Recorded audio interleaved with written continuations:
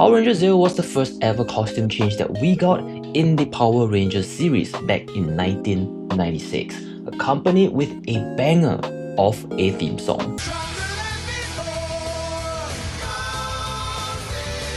And after numerous waves of nostalgic action figures like the Flip Head and the 8 inches action figures with unrealistic bodybuilder physique, finally, 20 years later, we have an official licensed 1/6 scale clothed Zeo Ranger figures that could look like real people if they are photographed professionally. Welcome to another brutal unboxing where we take a deep dive into ThreeZero's Zeo Ranger set to appreciate what they have done right, but also point out the areas they have fallen short on, which will be counted as a bummer. And we'll be counting how many bummers this set has given us so that you will know if it's worth your money or not.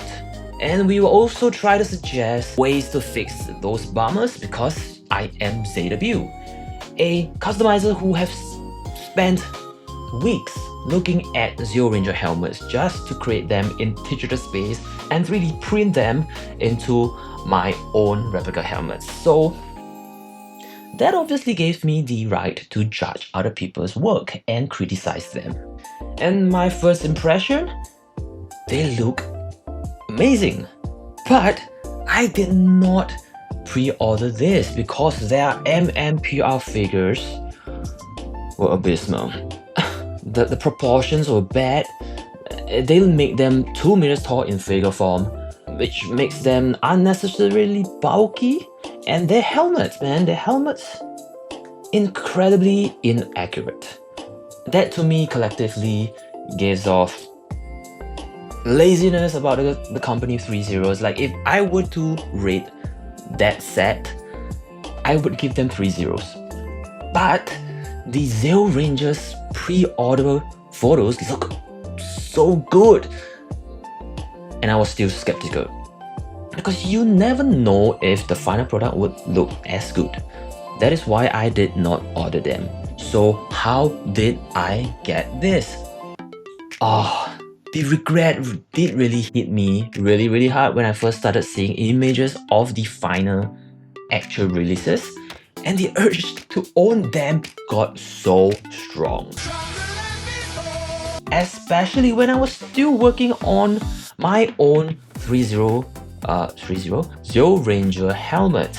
I was totally feeling it. I needed them so badly in my collection, but they were sold out everywhere.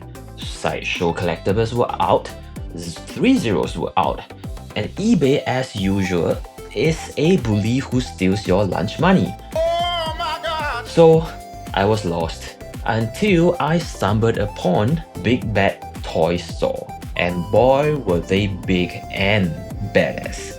Not only do they have them in stock, they didn't overprice them like some of the other resellers. The pre-order price for this set was $470, and as of recording, they are selling them for $530 with a $4 flat shipping fee. Shut up and take my money! This is not sponsored by them, but the link is in the description below if you are having trouble finding this set. Now let's take a look to see if they are worth buying in the first place.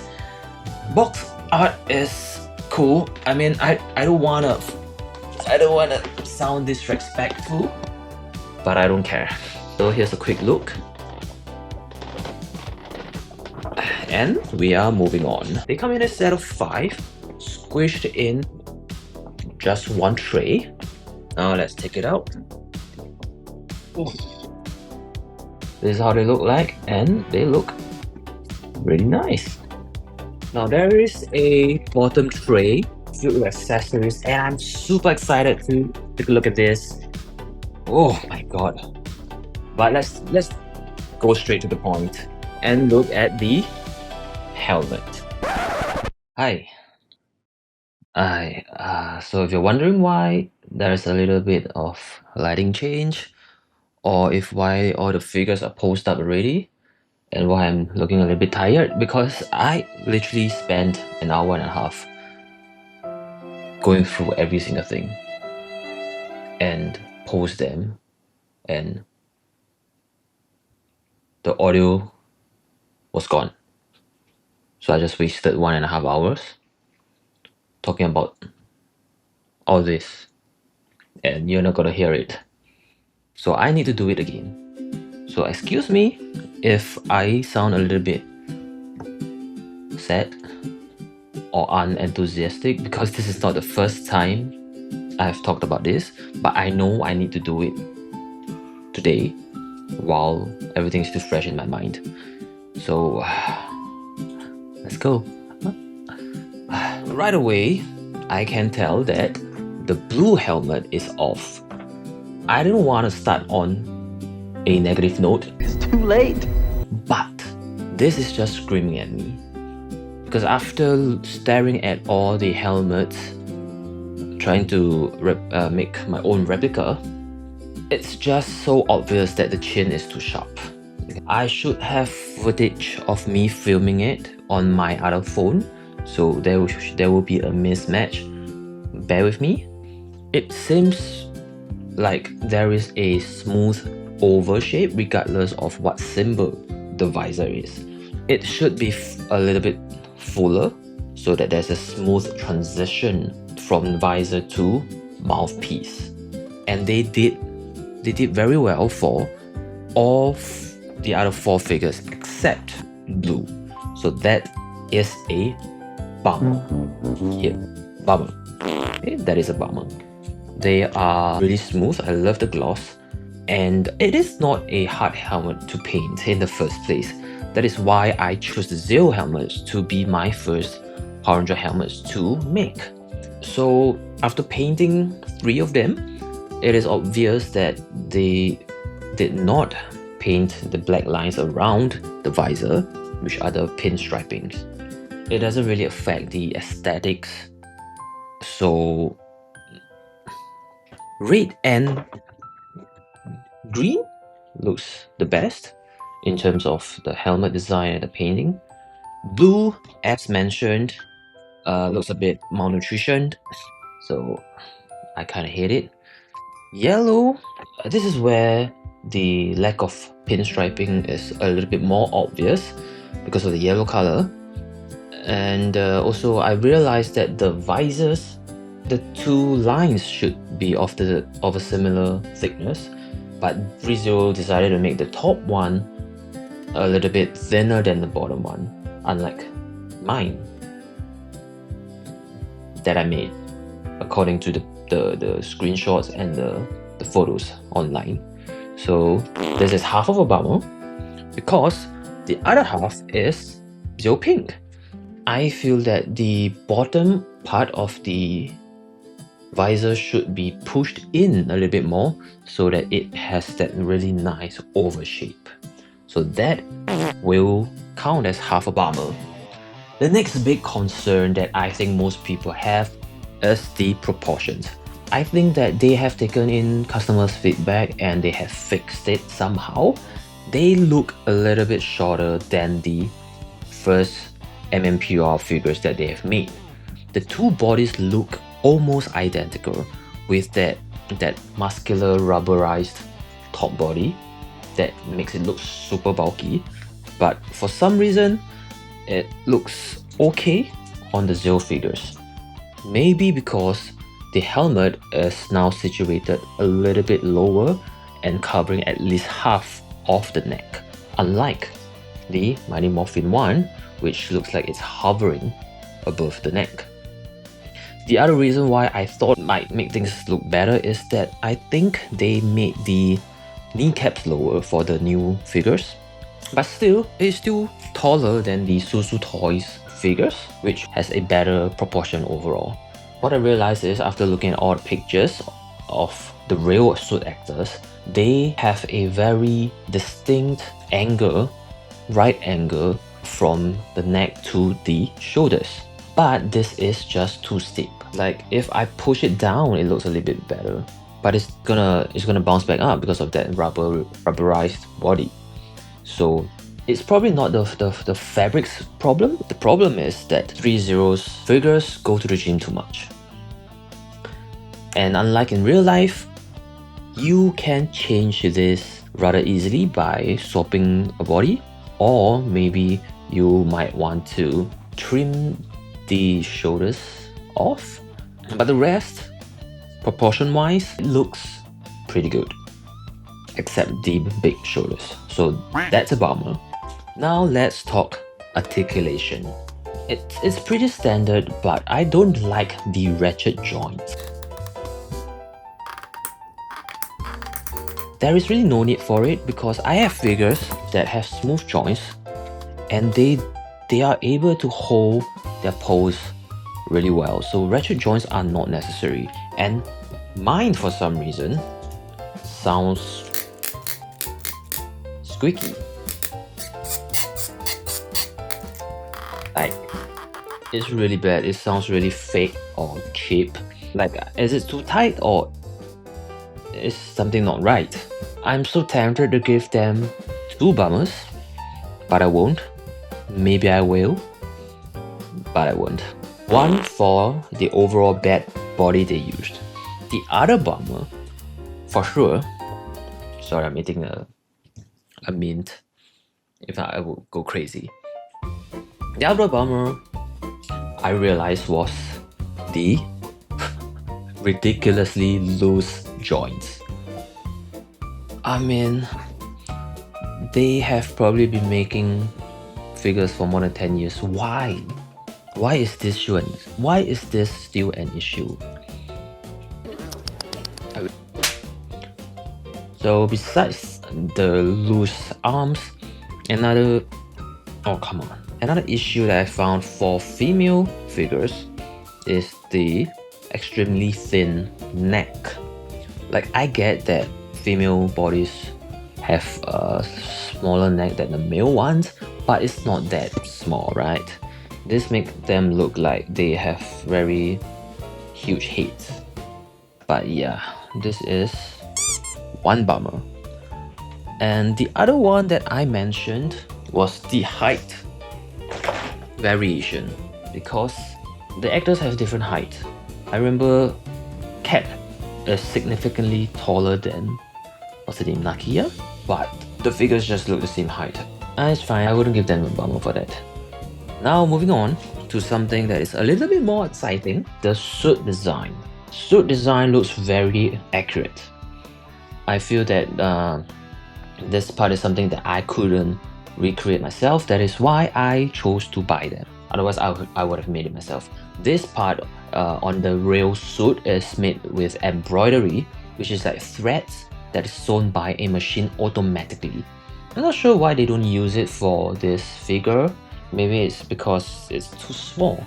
But what they did here is like a kind of raised vinyl. There are machines that allow you to print on flexible fabric surfaces. So I wouldn't be surprised that they use that technology for the suit.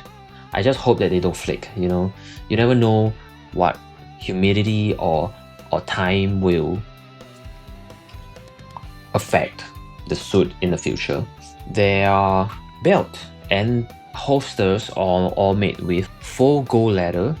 It could flake in the future.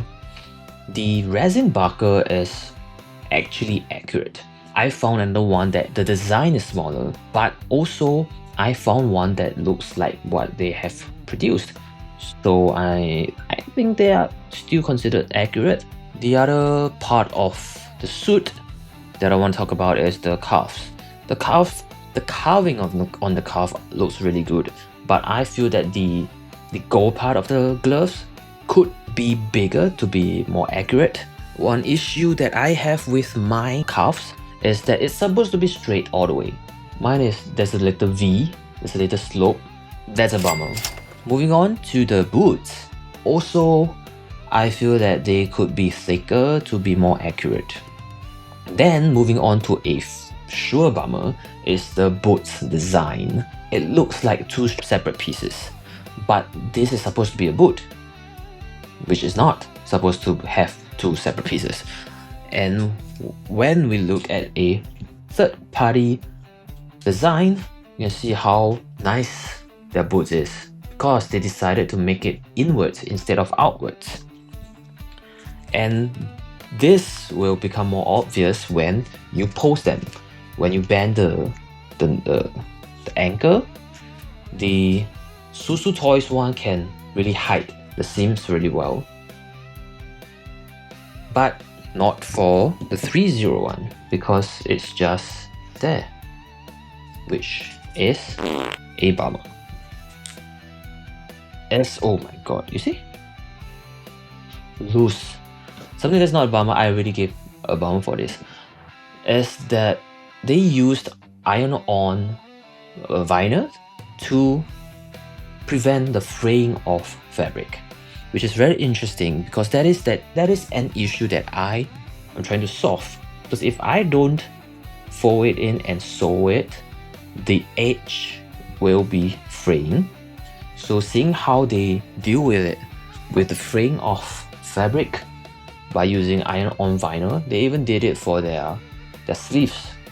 They iron on a white vinyl along the edge to prevent it from fraying. So it's cool. Finally, we can move on to the weapons, which I was very excited about. And if you look at the old footage, I was very excited. Now I've seen them already, so let's talk about them again. This is called the battle stick in Zeo Ranger. It's the Zeo Power Pot Sword for the Zeo Ranger. And this is the holster type. It cannot be pushed in all the way, so this is not accurate. This part should be in all the way if it's in the holster. The pistol is called the King Blaster. Okay, so when it's attached to the King Blaster, this is accurate, because according to the pictures that we have of the props, the actual props, it protrudes out a little bit. So this is accurate only when it's attached to the King Blaster. That is the second type. The third type is when it's extended, right? When it's extended, which is pretty cool. It's really cool that they figured out a way to make it functional, but it is not accurate because there are 3 sections. According to the prop images, there are only 2 sections. So initially I was thinking, oh, I can push the last section in so that, yeah, we have 2 sections. But then there is this little protrusion here and the overall thickness is not right. So I had a genius idea, which is to pull this out, then push the top one down. And now we have an accurate, nope, not. We need to remove this and put the big one, When it's extended into a sword, you need to use the big one. When it's out of the holster, it's bigger and there's 2 sections, and this is the sword. Now let's talk about the gun. The lines here are too small. I think it's supposed to be able to move in the show, and there's missing paint, missing black paint here. But when it's flipped backwards, it is also not accurate because this is not even shown in the manual. I was like, no, this is not accurate because this thing is not down. But apparently there is a secret flip where you can just flip it down and you can make it accurate. It's not included in the manual, and I found it out, and you're welcome. Now we can move on to the individual weapons for each ranger. The red one looks pretty good. It's interchangeable. You exchange it with a shorter one, and the longer one. The shorter one is used for another purpose. The longer one is when you want him to use it as a saber or whatever. For green, the axe, it's inaccurate because it's too detailed. For the weapons, I feel like they use a kind of sticker to show the patterns, so it's supposed to be smooth and flat. But ThreeZero decided to actually carve those symbols in, which is nice but not accurate. The blue one is nice because it can bend 90 degrees like in the show. But the blade and the body should have an indentation here, and then the two holes should only exist on either side and not both. So that's inaccurate. So they did that sticker thing for the top of the nunchucks, but they should also do it for the silver part. But they did not. This is carved in, and it's nice but inaccurate. Then the tip of the little balls, the chain, there should be a thingy, a ring, and then a little, I don't know, before the balls. So yeah, but it's a toy, it's a 1/6 scale replica, so it's good enough. Then for pink, the pink color on the shield should match with her, the shade of the pink. This is too light, and it's carved in, but it should still be black along the edge. And mine has some more lines that wasn't centered off. So I think for all the weapons, we can give 1 bomber. That sounds fair enough, right? So what happened in the original video is that I started posing. I started to change the hands and give them weapons, and I was looking at a specific pose that I wanted to replicate. I'll just look at the footage and give a voiceover, I guess. Oh no, I didn't start posing yet. I was making the power blaster.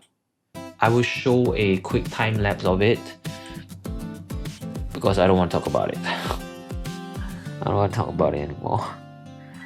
Let's move on to the posing. I started with red. It's just bending the knees, trying to make him stand without a stand. Yes, I remember complaining about ThreeZero not giving us a stand. I mean, the stands are so cheap. Like, how cheap are you, ThreeZero, for not including 5 stands for 5 figures? That's bullshit. Do better. Then I moved on to the Pink Ranger. The Pink Ranger had a more extreme pose with her arms going upwards. The only issue is that the fabric might be damaged, so you don't want to put too much stress on the embroidered, not embroidered, the vinyl part, and just try to stretch the spandex portion. And green, I had an issue with the hands because apparently there are 2 for green. One is smaller and one is bigger. The smaller one I assume is for this, and the bigger one is for the X. So I was having trouble because I was using the short one for the X. He has a very similar pose as red one, but his body is slightly more twisted. Then for yellow, yellow had the most unique hands because she needs to hold onto her nunchucks, but it is not very secure. It's good enough. Lastly, I started blue with the pose in this picture, but he looks so goofy with this. So I found one with a pose that I actually like for the blue. So I swap it to this, and he looks a little bit better. What do you think? There are so much bomber. I don't know what number it is. I will show it here. I personally feel like they are really well done despite all the bombers. If you are a Power Rangers Zeo fan, this is a must-have, no doubt. And I hope you learned something. I hope this is helpful, and I'm really tired. I want to sleep. I want to cry. Goodbye.